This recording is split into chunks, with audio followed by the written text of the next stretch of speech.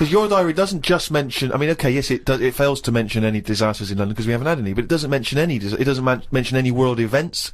It doesn't mention wars in Iraq, terrorism. It doesn't mention anything. But that's all being wrote about anyway. If you're saying there's a museum that's keeping everything, there's loads of other books for that. Who's looking at the fella whose skulls fell off? What? We see. It's interesting, isn't it?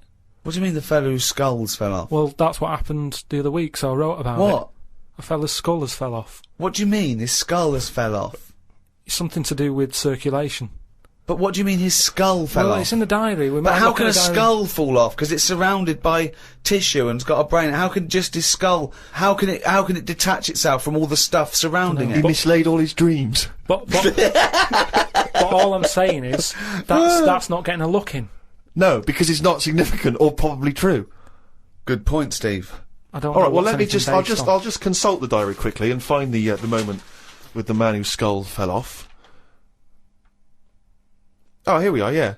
Looks like the world's fattest man is having an operation to get rid of some of the fat. Yeah. He has to have an iron bed because that's the only thing that can hold his weight. Yeah. There's also a man whose skull has fell out.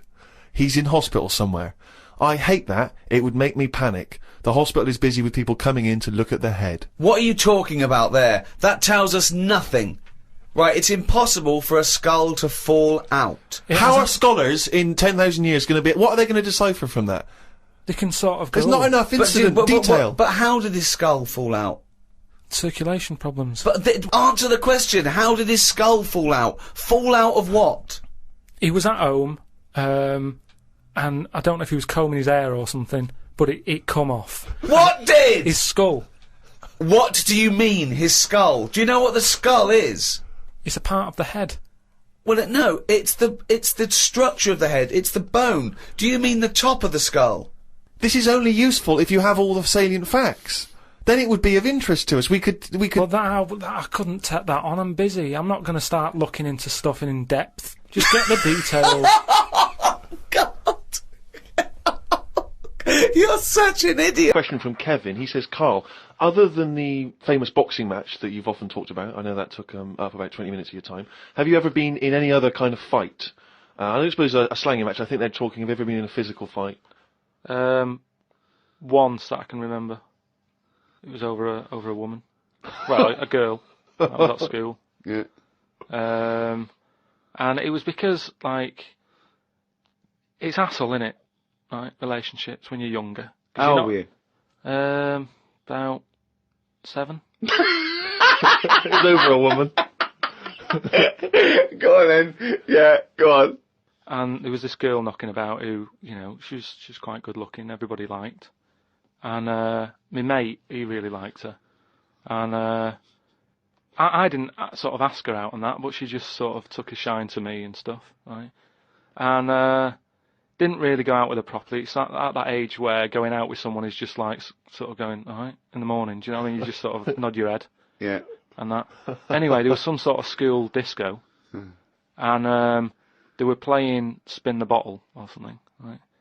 And I sort of wandered over to see what was going on. And I stood on this girl's dress and put a hole in it. And she started crying. I was like, oh, I can't be dealing with this, right? You know, what's up with you? It's old, what's up with you?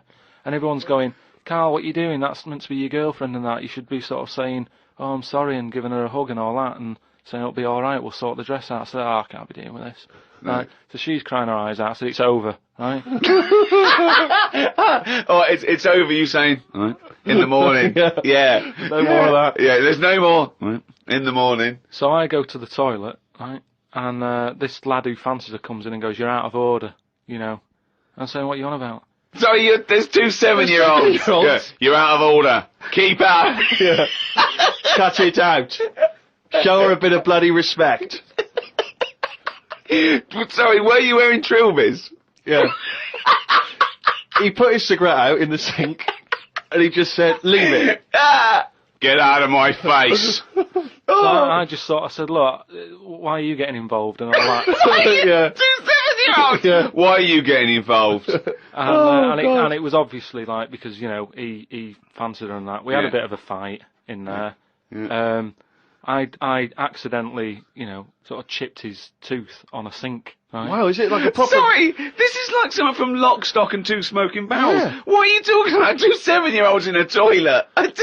So you put a hole in her dress. I don't know how that happened. What were you wearing? Football boots? How did you make a hole in her dress? I don't know. It was like that sort of material. You were wearing winkle pickers. Like crepe. You know what I mean? It was like a crepe dress or something. Yeah. Right. And that got a hole in it.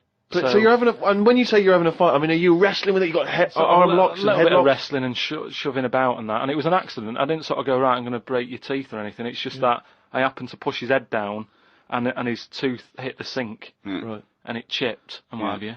After that, like, I sort of left there and stuff, and we had to go into assembly. And there was a copper in there doing some presentation saying, listen, kids, don't get into trouble because we're out there and we'll get you. Right? So sort of trying to teach the kids young not to get into any trouble and stuff. So I'm sat in the assembly room thinking, oh, God, there's a copper here talking, and my mate's going to come in a minute, like, with a chipped tooth and everything. And Questions are going to get asked. That's what kind of happened. I mean, the coppers didn't get involved. Yeah. Did you turn your back on violence after that then? Yeah. He said, you'll never take me alive, copper. Yeah. So yeah, that was the sort of last fight. Brilliant. I had another email here. This is they haven't given their name actually, but it's an interesting fact. I'm hoping it's true. America's first nudist organisation apparently was founded in 1929 by 3 men. Now, what intrigued me when I read that is the fact that it's clearly 3 blokes just trying to meet some nude women. They're all 52 balding. Exactly. With little, sort of those gold-rimmed glasses. Yeah. Yeah. And they're just wandering around, and it's all quite saggy down there, and they're just knocking on doors saying, we just set up an organisation, it's perfectly above board, completely legitimate, it's a nudist organisation. You got any women in there that want to come and join us? We haven't got any female members at the moment. Got any women in there interested in, volleyball or trampoline? I can't be doing with it, me. You hate nudists, don't you? Nudists. I don't understand what it's all about at the end of the day. And here's something, right? Do you know, like, when you're a bloke nudist, right? Do you ever get any who just have, like, a small knob? I don't know. I don't understand the question. What's that? What's your point? Well, are there any blokes who are knocking about who just have a normal-sized knob, or maybe a bit smaller than normal, who are happy wandering about showing off what they haven't got, if you know what I mean? I don't think nudists are just doing it because they're so proud of their knob.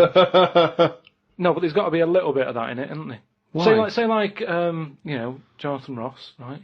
He's nipped to see you now and again and what have you. He's what? He sort of nipped in to see you now and again. He's always happy getting his knob out because he's known to have this big knob, right? What do you mean he's known? Why is Jonathan Ross known to have this big knob? No, he just talks about it a lot, doesn't he? He's always saying about, bet you'd like this, wouldn't you? And all But that's like me.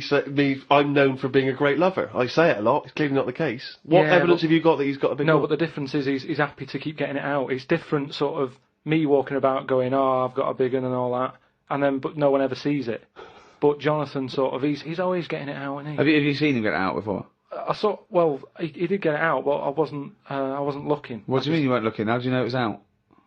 Just because he sort of was moving it about and that, and I could sort of see. No, I wasn't looking. No, it was that sort of thing where you can see something moving about, but you're like, I'm not looking at it. What, like an owl seeing a mouse? What I mean, it doesn't matter. All I'm saying is. So no, let's get back to this. You remembering vividly Jonathan Ross's penis? No, yes. I don't mean that. Why were you looking at his penis? I wasn't looking though. Well, it was clearly not meant to be looked at. I'm just saying, most blokes who, nudists, they must be pretty confident in themselves to, getting it out. And I wasn't looking. It's just that. I mean, I looked once. Okay, what was it like? What? Sorry, you looked at Jonathan's once? No, I was looking at another one. What? At the same time? No. Why are you looking at loads of men's penises? Where are you Because hanging it's out? this. It's natural. That's what I'm saying. What do you mean? This As a is bloke. Carl takes a sneaky look at menscocks.com. No.